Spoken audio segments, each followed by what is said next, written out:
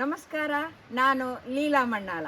ನಾವು ಮೈಸೂರಿನಿಂದ ಇಲ್ಲಿಗೆ ಅಂದರೆ ಉತ್ತರ ಕನ್ನಡ ಜಿಲ್ಲೆಗೆ ಬಂದಿದ್ದೇವೆ. ಈಗ ನಾವು ಯಾಣಕ್ಕೆ ಹೋಗ್ತಾ ಇದ್ದೇವೆ. ನಮಸ್ಕಾರ, ನಾನು ಈರಾ. ಈಗ ನಾವು ಯಾಣಕ್ಕೆ ಹೋಗುತ್ತಾ ಇದ್ದೇವೆ. ಖುಷಿ ಆಗ್ತಾ ಇದೆಯಾ? ಎಸ್. ಶ್ರೀ ಮಹಾಗಣಪತಿ ಗ್ರಾಮ ಅರಣ್ಯ ಸಮಿತಿ ಯಾಣ, ಹೊನ್ನಾವರ ಅರಣ್ಯ ವಿಭಾಗ, ಕುಮಟ ಉಪವಿಭಾಗ, ಕತಗಲ್ ಶ್ರೇಣಿ ಹೀಗಂತ ಇಲ್ಲಿ ಬರೆದಿರುವುದನ್ನು ನಾವು ಕಂಡಿದ್ದೇವೆ. ಇಲ್ಲಿಂದ ನಾವೀಗ ಕಾಲ್ನಡಿಗೆ ಹೊರಟಿದ್ದೇವೆ. ಪಶ್ಚಿಮ ಘಟ್ಟದ ಸಹ್ಯಾದ್ರಿ ಪರ್ವತ ಶ್ರೇಣಿಯಲ್ಲಿರುವ ಗ್ರಾಮ ಯಾಣ ಕರ್ನಾಟಕದ ಉತ್ತರ ಕನ್ನಡ ಜಿಲ್ಲೆಯಲ್ಲಿದೆ. ಸಿರ್ಸಿಯಿಂದ 45 ಕಿಲೋಮೀಟರ್ ಮತ್ತು ಕುಮಟಾದಿಂದ 32 ಕಿಲೋಮೀಟರ್ ದೂರದಲ್ಲಿದೆ. ಯಾಣವೆಂಬ ಈ ಹಳ್ಳಿ ಜಗತ್ತನ್ನೇ ತನ್ನತ್ತ ಸೆಳೆಯಬೇಕಾದರೆ ಅಲ್ಲೊಂದು ವಿಶೇಷ ಇರಲೇಬೇಕಲ್ಲ? ಹೌದು, ಇಲ್ಲಿನ ಬೃಹತ್ ಗಾತ್ರದ ಶಿಲಾ ರಚನೆಗಳಿಂದಾಗಿ ಯಾಣ ಸುಪ್ರಸಿದ್ಧವಾಗಿದೆ. ತಾನೆಂಥ ಅದ್ಭುತ ಮೋಡಿಗಾರ ಶಿಲ್ಪಿ ಎಂಬುದನ್ನು ಸಾಕ್ಷಾತ್ ಭಗವಂತನೇ ಇಲ್ಲಿ ಸಾಬೀತುಪಡಿಸಿದಂತಿದೆ. ಭೂವಿಜ್ಞಾನದ ಮೂಲಕ ಹೇಳುವುದಾದರೆ ಯಾಣದ ಶಿಲೆಗಳು ಸುಮಾರು 3.5 ಮಿಲಿಯನ್ ವರ್ಷಗಳ ಹಿಂದೆ ರಚನೆಯಾದವುಗಳು. ಜ್ವಾಲಾಮುಖಿಯ ಪರಿಣಾಮ, ಕ್ಯಾಲ್ಸಿಯಂ ಅಮೋನೈಟ್ ರಚನೆಗಳು, 16% ಮ್ಯಾಂಗನೀಸ್ ಇದೆ. ಶಿಲೆಯಲ್ಲಿರುವ ಕಬ್ಬಿಣ, ಮ್ಯಾಂಗನೀಸ್ ಮತ್ತು ಸಿಲಿಕಾನ್ನಿಂದಾಗಿ ವಿಶಿಷ್ಟವಾದಂತಹ ಕಪ್ಪು ಬಣ್ಣ ಬಂದಿದೆ. ನಡೆಯುವುದಕ್ಕೆ ಮಕ್ಕಳನ್ನು ಹುರಿದುಂಬಿಸುತ್ತಾ ನಾವು ನಡೆಯುತ್ತಿದ್ದೇವೆ.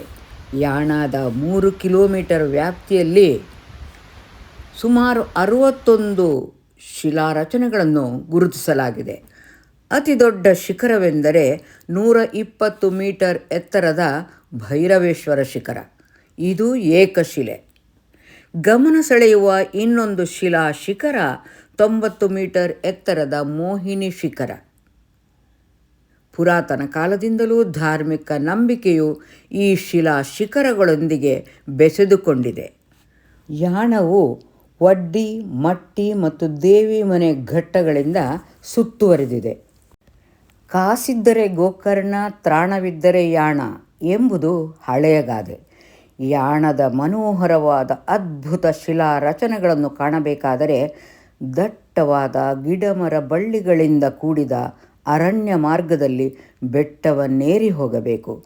ಜುಳು ಜುಳು ಹರಿಯುವ ಝರಿ ನೀರಿನ ನಿನಾದವನ್ನು ಆಲಿಸಬೇಕು. ಜಿಗಣಿಯಿಂದ ಕಡಿಸಿಕೊಳ್ಳಲೂ ಬೇಕು.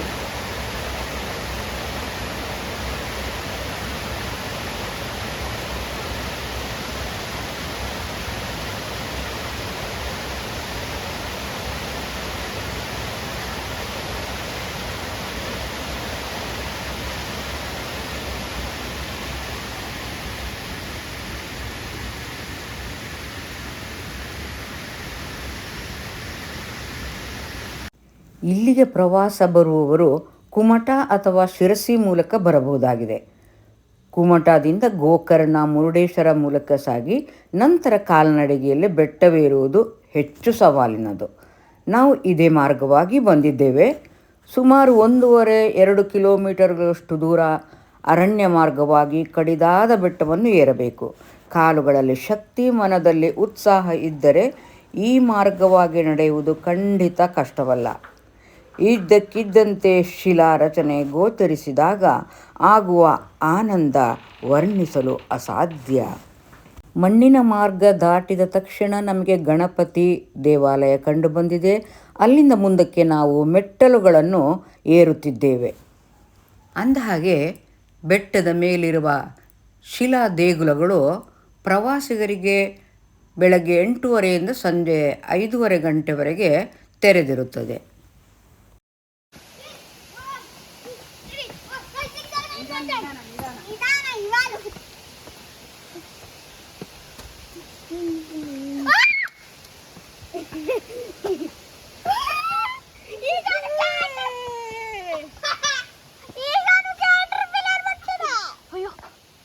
ಅಬ್ಬಾ, ಇದ್ದಕ್ಕಿದ್ದಂತೆ ಈ ಶಿಲಾ ವಿನ್ಯಾಸ ಗೋಚರಿಸಿದಾಗ ನಮಗಾದ ಸಂತೋಷ ಅಷ್ಟಿಷ್ಟಲ್ಲ.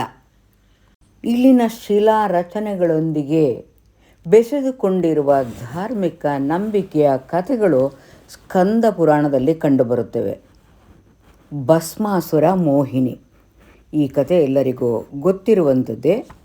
ಮೋಹಿನಿ ಭಸ್ಮಾಸುರನೆಂಬ ರಾಕ್ಷಸ ಶಿವನನ್ನು ಕುರಿತು ತಪಸ್ಸು ಮಾಡಿ ವರ ಪಡೆದಿರ್ತಾನೆ. ಅವನು ಯಾರ ತಲೆಗೆ ಕೈ ಇಟ್ಟರೆ ಅವರು ಭಸ್ಮವಾಗುತ್ತಾರೆ. ಆಗ ಭಸ್ಮಾಸುರ ಈ ವರವನ್ನು ಪರೀಕ್ಷಿಸುವುದಕ್ಕಾಗಿ ಶಿವನನ್ನೇ ಅಟ್ಟಿಸಿಕೊಂಡು ಹೋದಾಗ ವಿಷ್ಣುವು ಮೋಹಿನಿಯ ರೂಪದಲ್ಲಿ ಬಂದು ಭಸ್ಮಾಸುರನನ್ನು ಭಸ್ಮ ಮಾಡುವುದು. ಆ ಭಸ್ಮವೇ ಈ ಬೆಟ್ಟಗಳ ರಾಶಿ ಎಂಬ ಒಂದು ನಂಬಿಕೆ. ಇಲ್ಲಿ ಈಗ ಕಾಣುತ್ತಾ ಇರುವುದು ಭೈರವೇಶ್ವರ ಬೆಟ್ಟ. ಹಾಗೆಯೇ ಮುಂದಕ್ಕೆ ಮೋಹಿನಿ ಬೆಟ್ಟವನ್ನು ಕೂಡ ನಾವು ಕಾಣುತ್ತೇವೆ.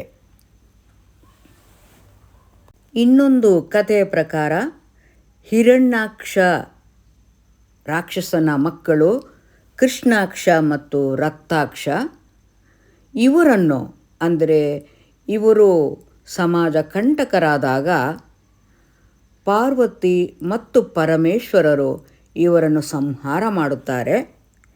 ಇಲ್ಲಿ ಕಾಣುವ ಮೋಹಿನಿ ಭಟ್ಟ ಜಗನ್ಮೋಹಿನಿಯಾದ ಪಾರ್ವತಿ ಮತ್ತು ಭೈರವೇಶ್ವರ ಬೆಟ್ಟವನ್ನು ನಾವು ಕಾಣುತ್ತೇವೆ.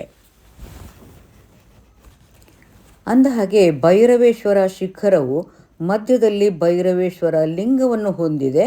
ಸದಾಕಾಲ ನೈಸರ್ಗಿಕವಾಗಿ ಲಿಂಗಕ್ಕೆ ಜಲಾಭಿಷೇಕ ಕೂಡ ಆಗುತ್ತದೆ. ಈ ನೀರು ಚಂಡಿಕಾ ನದಿಯನ್ನು ಸೇರಿ ನಂತರ ಅಘನಾಶಿನಿಯಲ್ಲಿ ವಿಲೀನಗೊಳ್ಳುತ್ತದೆ. ಇಲ್ಲಿ ಭೈರವೇಶ್ವರನಿಗೆ ಶಿಲಾದೇಗುಲವಿದೆ. ಈಗಲೂ ಕೂಡ ಪೂಜೆ ಸಲ್ಲುತ್ತದೆ. ಎಲ್ಲ ಕಥೆಯನ್ನು ನಮಗೆ ಇಲ್ಲಿನ ಅರ್ಚಕರು ತಿಳಿಸಿಕೊಟ್ಟರು. ಹಾಗೆಯೇ ನಾವು ಬೆಟ್ಟವೇರಿ ಬಂದ ಆಯಾಸವೆಲ್ಲ ಇಲ್ಲಿ ನಮಗೆ ದೊರೆತ ಪಾನೀಯದಿಂದ ಪರಿಹಾರವಾಯಿತು. ಹಾಗೆಯೇ ಈ ಭೈರವೇಶ್ವರ ಬೆಟ್ಟಕ್ಕೆ ನಾವು ಪ್ರದಕ್ಷಿಣೆ ಬರಬಹುದಾಗಿದೆ. ಇಲ್ಲಿನ ಅದ್ಭುತ ಶಿಲಾ ರಚನೆಗಳನ್ನು ಕಾಣುತ್ತಾ ನಾವು ಇಲ್ಲಿ ಬೆಟ್ಟವನ್ನು ಸುತ್ತುತ್ತಾ ಇದ್ದೇವೆ. ನಿಜಕ್ಕೂ ಈ ಶಿಲಾ ವಿನ್ಯಾಸಗಳು ಅದ್ಭುತ ಅದ್ಭುತ ಅದ್ಭುತ, ವಿಸ್ಮಯವೀ ವಿಶ್ವ.